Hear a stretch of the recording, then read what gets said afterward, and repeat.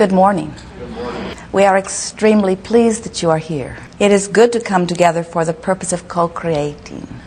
Do you agree? You are knowing what you are wanting, for the most part. You are enjoying the evolution of that desire, ever-evolving, fresh, new desire. Fresh, new, unfulfilled desire. Fresh, new, life-giving, source-summoning desire. You find yourself standing in the incompletion of something that you want, feeling eager about its fulfillment, but happy in the process. Then our work is done. For that is truly what we desire for you. That you benefit from the contrast that produces the new desire, and you feel the life-giving exhilaration of the new desire calling through you. And even though there is always something more to be fulfilled, so you are never complete, you stand in your incompletion, pleased with the ongoing process. That's what life is. It is an unfinished, ongoing process. And as long as you understand that, then when something is not yet completed that you are desiring, you say, this is the process. It is unfolding perfectly. I'm right on schedule. But when you feel dissatisfied with your progress, that's where things go wrong. Because in that dissatisfaction, you begin to offer a vibration that doesn't let it be fulfilled. So you hold yourself in this sort of eternal limbo where there is always something wanted and always discomfort about it not being completed. And then this ensuing feeling of unworthiness begins to sweep over you, and you begin to exaggerate it and drag it around with you year after year, complaining about what isn't finished, instead of feeling exhilarated that there is so much unfinished. That is the biggest difference between you and your physical bodies and your non-physical inner being perspective. The inner being part of you is thrilled that there is so much more to be experienced. And the physical part of you is often discouraged that you have not yet completed something or other. Remember when you were children, or better still, look at the children around you and see their enthusiasm for what is to be discovered without any contempt for self about what is undiscovered. In other words, they are in that joyous, life-giving, fresh place, exactly where you intended to be, and where sometimes you are.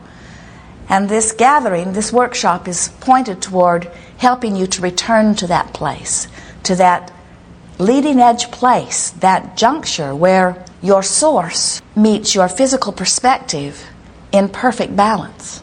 You see, when you are perfectly aligned with your source, oh, you feel so good. That's what peaceful contentment is. It's also what unabiding enthusiasm is.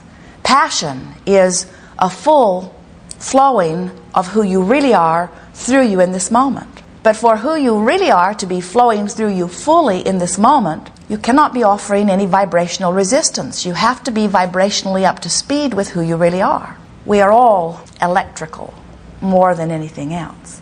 And while it might be easier for you to acknowledge that source or non-physical is electrical while you are flesh, blood, and bone, we promise you, you are much more electrical than you are flesh, blood, and bone. You are vibrational beings. Everything about you is vibrational. And when you accept that you are vibrational and you begin to pay attention to your vibration, that's when you begin to find some creative control of your experience. Vibrations are a big part of your experience. You hear because you translate vibration. You see because you translate vibration. You smell and taste and touch because you translate vibration. And you understand your connection to your source because you have emotions that are translating vibration. Your emotions let you know your vibrational harmony or disharmony with your source. The better you feel, the more in alignment you are. The worse you feel, the more out of alignment you are. It is just that simple. We talk about fear and guilt and blame and anger and joy and love and appreciation and exhilaration. But really, there are only two emotions. One feels good and one feels bad. One allows source, one doesn't. One is flowing, one is resisting, one is allowing, one is not allowing. In other words, When you feel good, you are in the state of being the extension, the physical, leading edge, creative extension of source energy. So, what keeps anyone from being in that place of allowing the fullness of who you are to flow through you? Well, you've practiced some thoughts that got a pretty good toehold. You call them beliefs. And we want to point out here that there are many, many beliefs that you hold that serve you extremely well. There are some beliefs that you hold that are not serving you so well. These beliefs are just thoughts that you keep thinking. And something happened in your experience to cause you to think the thought long enough that it began to reverberate within you enough that it began to feel familiar. And then law of attraction just takes over and keeps bringing you thoughts more like it. Law of attraction is complicit in your joy and in your pain, because law of attraction does not try to judge the appropriateness of your thought and then allow you to have it or not.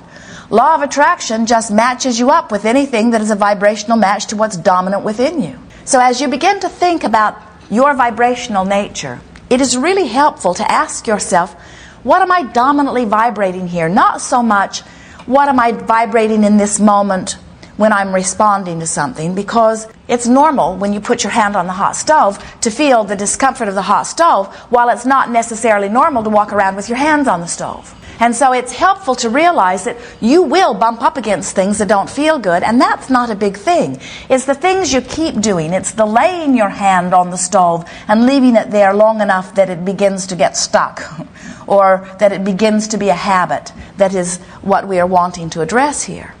So we want to talk about the vibrations within you, or the beliefs within you, as thoughts or vibrations, thoughts that you keep thinking. So the good question to ask is, what is my dominant vibration? For example, when you think about money, do you mostly feel free and happy and excited, or do you feel worried and limited? You can tell which of those is more dominant within you on that subject. When you think about your body, do you feel free and alive? Do you feel eager and vital? Or do you feel worried and tentative? You can tell by the way you feel which is the more often offered thought. When you think about your predominant relationship, does it feel like fun and fancy and freedom and joy and adventure and motion forward? Or does it feel like struggle and hard work, bondage? You can tell. And we know that you feel some of all of that some of the time. The question that we are asking you is, which is the most dominant vibration within you? Because whatever is the most dominant vibration within you is the one that's playing out in your life experience. And what most people do not understand is that you have the ability to choose what the dominant thoughts are. Now, a dominant thought or a dominant vibration is just the one that is activated most often. And the reason we put it to you in those terms is because every thought you've ever thought still exists. Every thought that has ever been thought still exists. And so, you know how when you'll be driving down a stretch of land, it happens to Jerry all the time because he was an entertainer and covered this nation for many years. So he has lots of memories in lots of places. And as they travel in the monster bus now today, down some of those roads, it often activates some of those old memories within Jerry. He'll begin telling Esther stories. She'll say, we've been together nearly 25 years and I still hear things I've never heard before from you. And it's because those things were not activated within his vibration before something familiar triggered them or activated them. So what we are suggesting to you is that you get to be more of a deliberate chooser of which of those vibrations get triggered or get activated.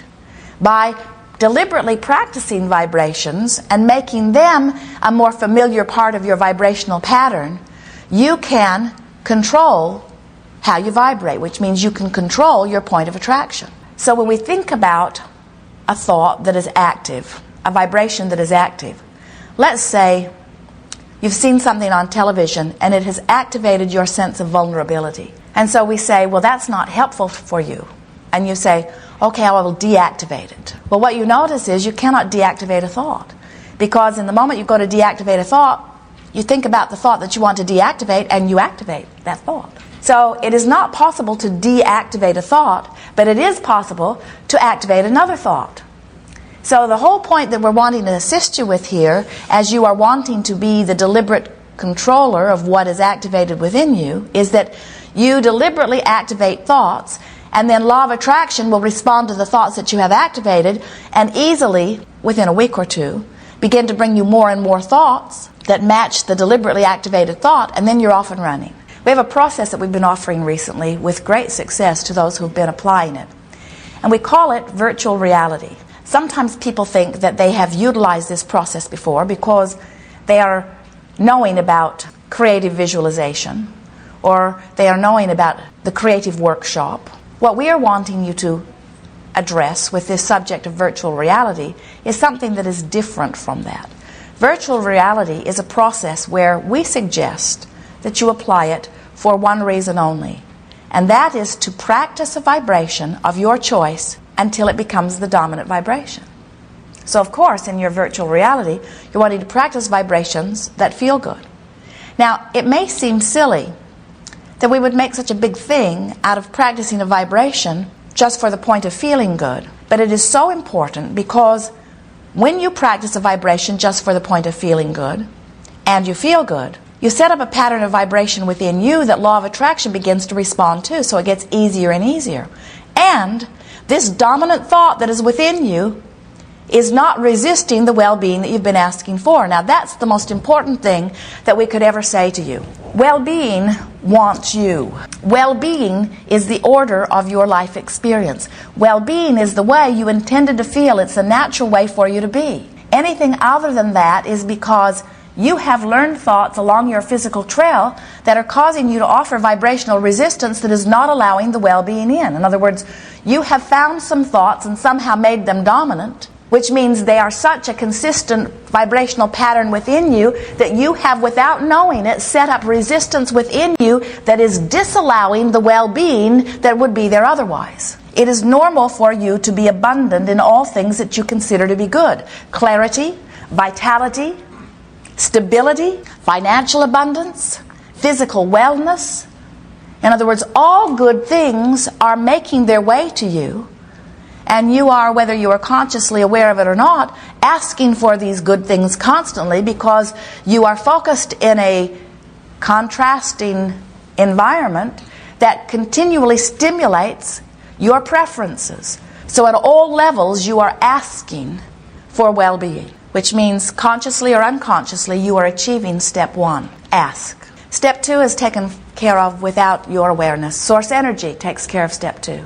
Everything that you ask for, universal forces eagerly and actively and effectively comply. No exception. But step three is where most of you go wrong, and that is you've got to be in the receiving mode of what you're asking for. And if you're not, then you're not letting it in. It's not that it's not being offered, but you may not be letting it in.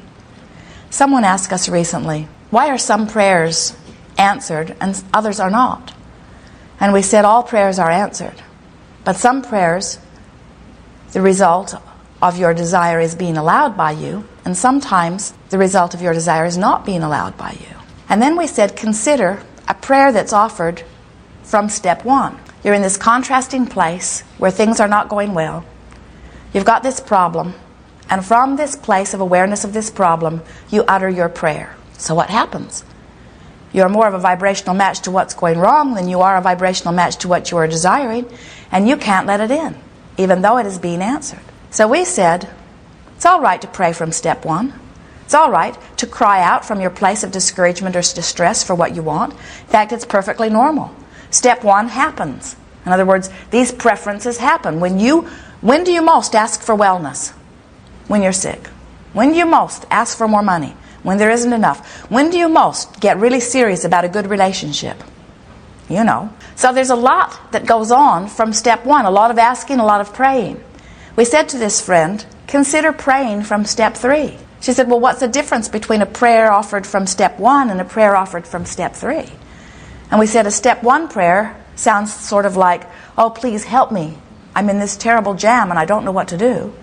And a prayer from step three sounds like, I love my life and I'm so appreciative of all the good that has come to me. Can you feel the difference? When you are in a place of appreciation, you are in the place of allowing.